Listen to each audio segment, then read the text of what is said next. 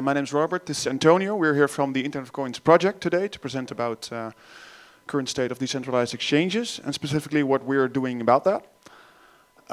Just a few quick questions to get to know. Whom of you here owns cryptocurrencies? Just to check. Come on. What? And 1, 2, 3, 4, 5, 6. Okay, there's a few. Okay. And whom of you is here is active on current exchanges like Poloniex, Bittrex, BitMEX, Bitfinex? Yes. Okay. Cool. And whom of you is active on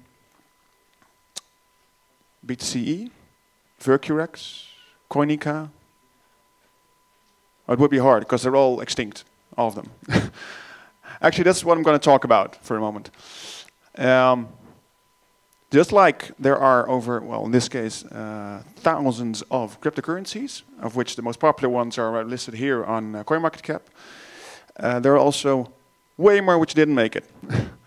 And those are listed amongst deadcoins.com and other sites. Likewise, there are multiple exchanges and range of them who didn't make it, which actually triggered us to start building an alternative. Most centralized exchanges have are a single point of failure and open up your value to a third party to be in control. Which is why we started off, in this case, from our company Metasync to start building a decentralized exchange which should solve that, which is a current trend. We started off in 2014. And afterwards, we've seen alternatives rise as well, which is very good, like SuperNet, NVO, Cosmos, COS. There are quite a few projects out there, which is good. Because it's what we see is that the trend of decentralization will, in our point of view, will eventually take over centralized alternatives. This would also require eventually a regulation to catch up, which the previous speaker already talked about, so I'm going to focus on the exchanges themselves.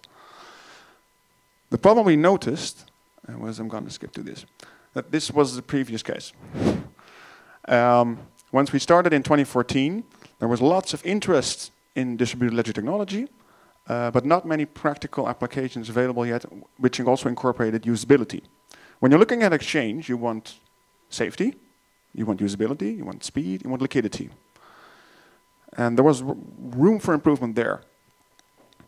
So we were looking at how could we implement this new technology in such a way that it would actually assist you in streamlining your value management.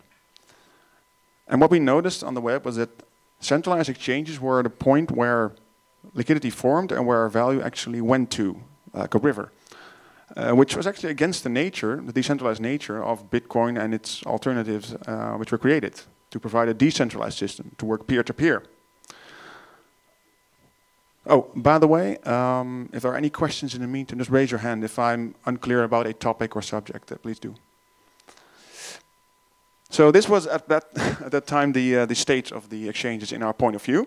This is actually one of the first, well, maybe someone even recognizes this one? Sorry? Do you? Oh, okay. It's the first prototype by Steve Wozniak and Steve Jobs for Apple.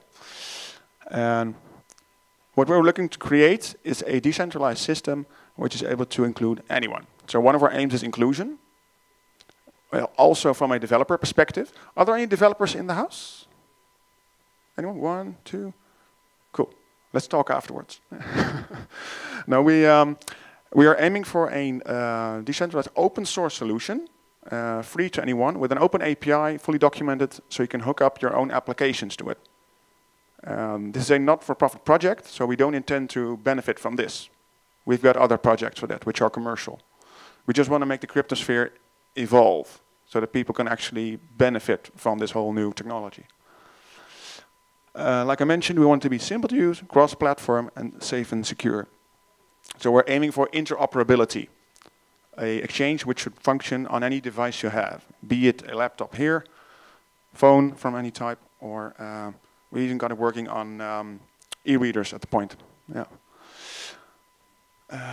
Some examples. I will give you a later demo for the product itself, which is some screenshots right now. And you can actually, here are descriptions. You can actually keep like a notebook from what your transactions have been, what you can do with them, and to whom they went. And because it's a decentralized exchange, we're also aiming to include current financial markets. So the source will be fully open and peer-to-peer usable, but we'll also include a KYC AML compliant module to make sure that current and future shares or other types of financial products can be traded. Let's see. Yeah. So what we're looking for is empowerment of the user.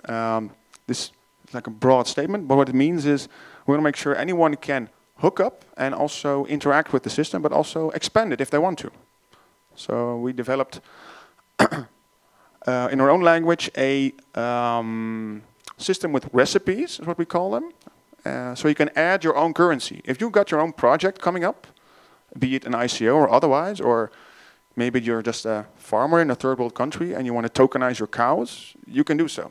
Because we do not limit accessibility. It's permissionless. So, and we call this in broad terms the transactional operating system. We have a Raft consensus mechanism built in. It has its own processor and scheduler, so you can also track what the current transactions are doing and when there will be queued. And it's full, as I mentioned, built up fully modular, so any development team from external parties can join in if they want to, which is what we're doing right now. We're setting up bounties for others to participate if they need to, so, or want to. As I mentioned, it's interoperable. So this is the one working in a terminal.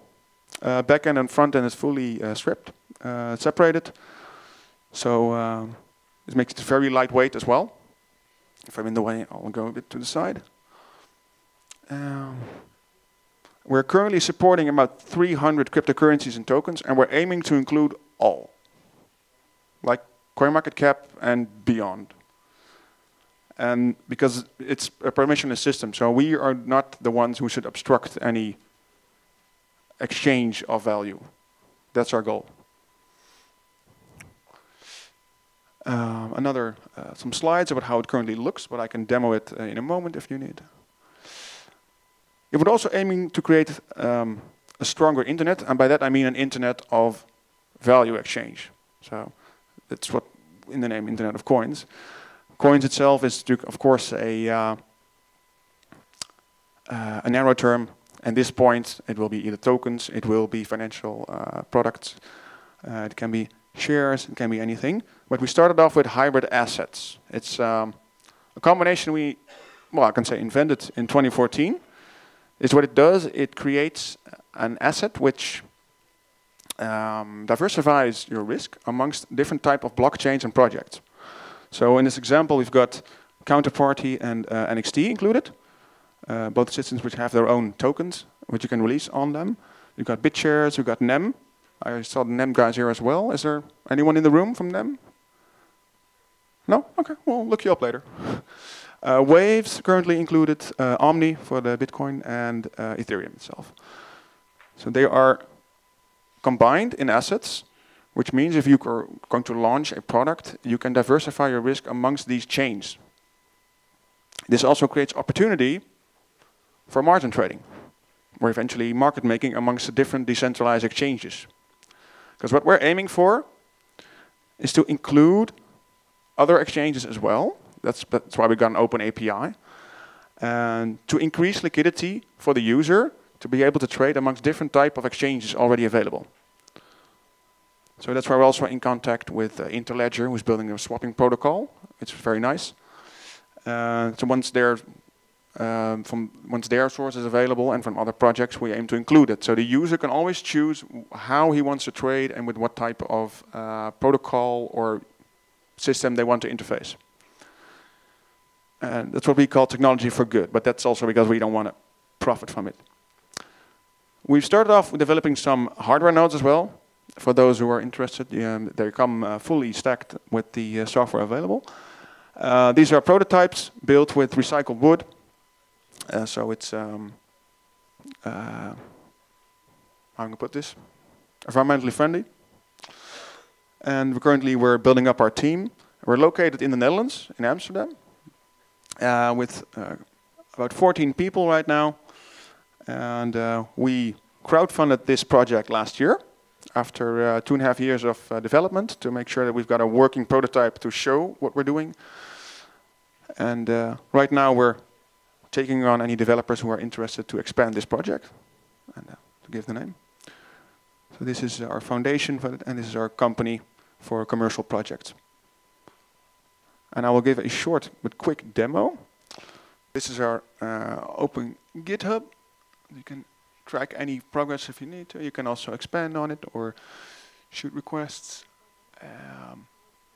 Current roadmap runs to 2020 development, and we're, as I mentioned, aiming to include multiple forms of exchange, which means also atomic swaps from other projects. And here is a demo of the wallet itself. The last edition was built at Christmas, so that's why there's snow in it. So, we got start, assets, let's see. So what you can do is you go to assets and you can, these are the favorites and I can manage them. And I can add any type I like. Let's do, save changes. And it will automatically get the balance from the blockchains available online, if you can find a connection to one of the oracles. So let's see. And of course you can send and receive with these. And the cool thing is, like I mentioned, it's interoperable. So that's that one. And that's about it from my side. Are there any questions?